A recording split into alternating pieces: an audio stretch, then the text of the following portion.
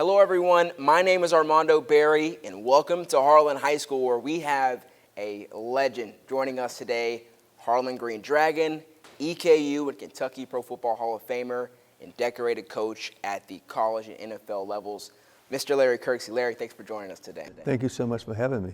We have to start from the beginning, right? Obviously, I would just like for you to describe what it was like for you and others alike coming up in Harlan County, Kentucky. Well, again, I'm one of 11 kids. We grew up in Georgetown, and we were all athletes. And I never forget, my brother came home from service and said to me when I was about 10 years old that I needed to play sports to get a scholarship because my dad can't afford to send me to college. So, I thought, well, okay. So I started playing in the streets, in the parks, and came to high school and played and ended up getting a scholarship to EKU. But it was the coaches that, encouraged me and made a commitment to me to be the best I could be in the classroom and on the field. So that's how it all came about. April 2nd through the 5th, 1977, torrential rainfall destroyed most of the black community in Harlan that was named Georgetown that had existed for 7 decades before. How did that impact you and your family at the time? And what do you remember most about your home? Well, I was at the University of Kentucky at that time, but as a young kid, I had gone through 3 of those floods myself, where the water was halfway up your house, and you had to go in, cut a hole in the corner of the floor, and shovel the mud out, wash it down, and start all over again. So, but in '77, I was at the University of Kentucky, and at that time, it was very devastating. Most of my family had left by then, but just the community of Georgetown. It's funny, you should ask that. I asked a young man the other day, I went to football practice, watched them practice, and I said, you know where you are? And he said, yeah.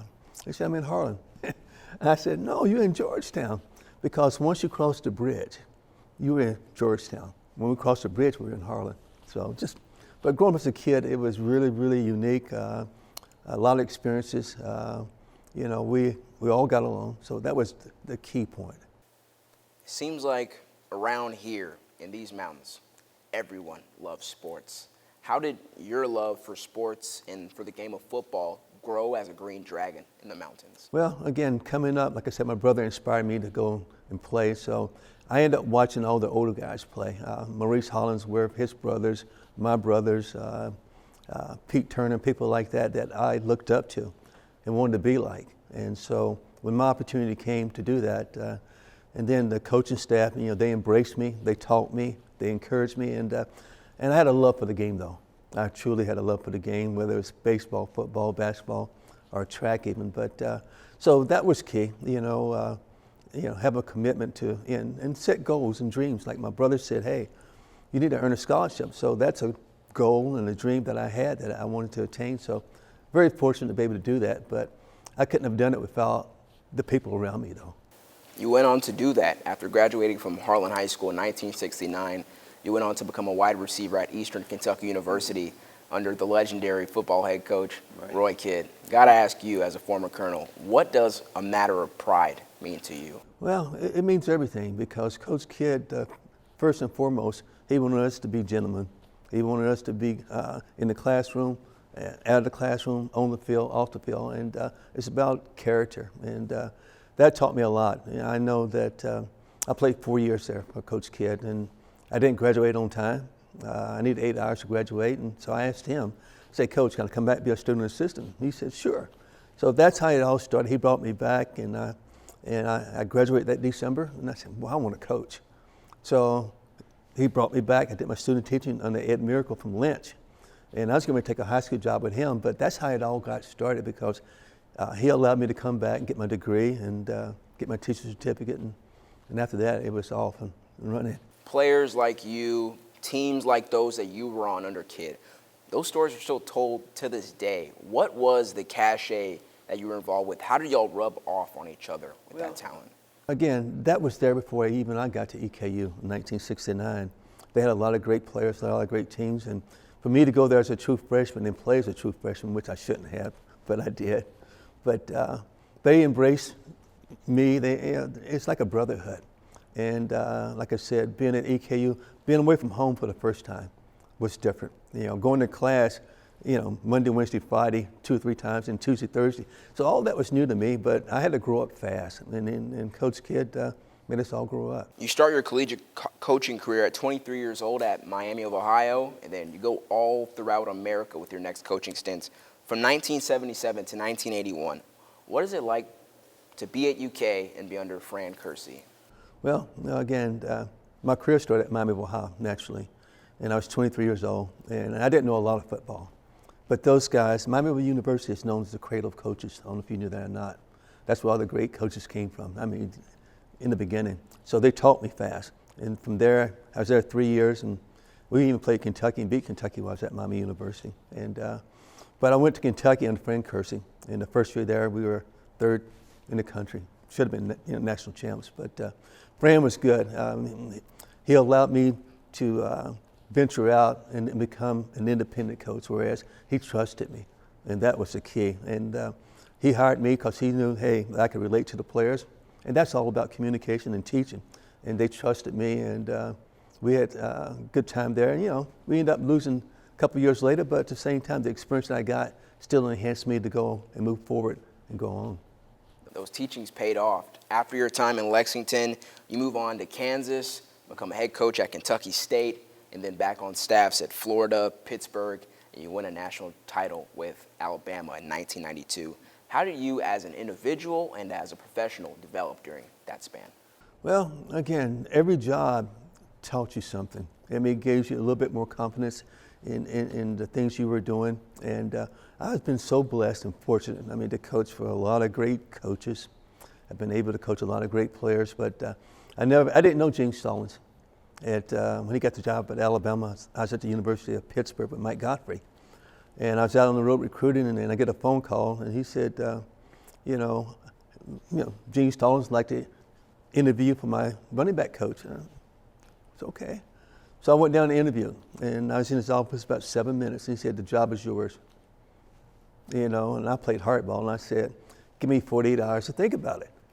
But on my way to the airport to fly back to Pittsburgh, I called my wife. I said, they offered me the job. And I said, I'm going to take 48 hours to think about it. She said, dummy, take the job. So I took the job, and the rest is history. And Coach Stallings was Burr Bryant player and coach, and he was really awesome. But to coach at Alabama, that really is the icing on the cake, because I coached a lot of great. Florida was good, Kentucky was good, Kansas, all those places. Miami of Ohio is awesome, but coaching at Alabama in college football is really special. Do you have a favorite stint out of all those during your time in the college ranks? Well, they're all good, but Alabama would have to be the best. To go there and win a national championship and be a part of that culture, it's really was awesome. In 1994, you take your first NFL job, and what a team to do it with the San Francisco 49ers. Can you take me through what it was like coaching number 80, Mr. Jerry Rice? It's funny. When I was at Alabama, they said, what are you going to teach Jerry? So I said, I'm going to coach him just like I coached all the other guys I've coached. But Jerry he's special simply because of his work ethic, the way he does things, the way he approaches the game. It's like none other. I've coached some great players, but he did it for the love of the game. He wanted to look good. He wanted to play good. And when he did those two together, he was awesome. And our relationship, even today, is just like that first day. We still communicate, we still talk, but very special player and just a great football player. In Jerry Rice's Hall of Fame speech, he said that he wasn't a natural and that it took hard work. Do you think he was a natural? Well, I'm going to say this to you. He developed to be a natural receiver, but his tenacity, the things and the way he approached the game was just undeniable that, he was going to be the best. And that's the key. Terrell Owens came in behind him, but Terrell had a chance to emulate Jerry. That's why he finally got it, And some other guys, that I've coached that are in the Hall of Fame. But again, they are all hard workers. And when they do it the right way, there's success just right in the corner for those guys. In 1995, your Niners receiving corps set a record in the team's Super Bowl 29 win over the Chargers. What did it take to stand on top as the best in the world? Well, I tell you what, just going up to that game at that time, it was just like a fantasy, I guess you could say. We weren't in dreams, like a fantasy, like this is really happening, you know. And as we got closer to the game, the guys' temperament, their demeanor changed. I mean, it was in the beginning. It was once we got to the playoffs, it was one of those that, hey, it's all business, and that's what it took. You know, the guys were all on the same page, and when it got closer to the game, it was a team, and there was no way they're going to be denied that championship. So it was good to be a part of that. Jerry Rice had his best statistical season with you and is the league's all-time leader in receiving yards, total touchdowns, and more categories. When the chatter of who's the best football player of all time comes up, what do you think? Well, you know, without a doubt, he is the best football player of all time to me. But you look at Tom Brady for what he did and the championships that he won, you have to say, you know, but when you come to running, tackling, catching, you know, just breaking tackles and things of that nature, I mean, in his time and leading up to, even today, he was in the game today with his, the way he works, he'd still be the same. He'd be the greatest of all time. Since then, the Kirksey coaching has continued. 2 more college stints, 4 more in the NFL, and 2 in the USFL. What's kept you in the game so long? The love of the game. I mean, my wife, you know, I'm a golfer now, and I like playing golf. And now I haven't played golf a lot because I've been working to get this project off the ground. And she would say, don't you have somewhere to go? Aren't you playing golf today? So, you know, I have to do things to stay active. And she encourages me to do that. So that's really good from that standpoint. But it's for the love of the game that I keep on working and mentoring young coaches and young players, even today. So that's important to me. When you reflect on your professional career with Hall of Fame inductions, a national championship ring, a Super Bowl ring, how does that kid from across the Georgetown Bridge in Harlan County, Kentucky, think about that? Well, it's like this, the old African proverb that says, it takes a village. And Georgetown, Rosenwald, and Harlan, the people here surrounded, you know, without their help, I couldn't have done the things I've done. So, you know, just that's why.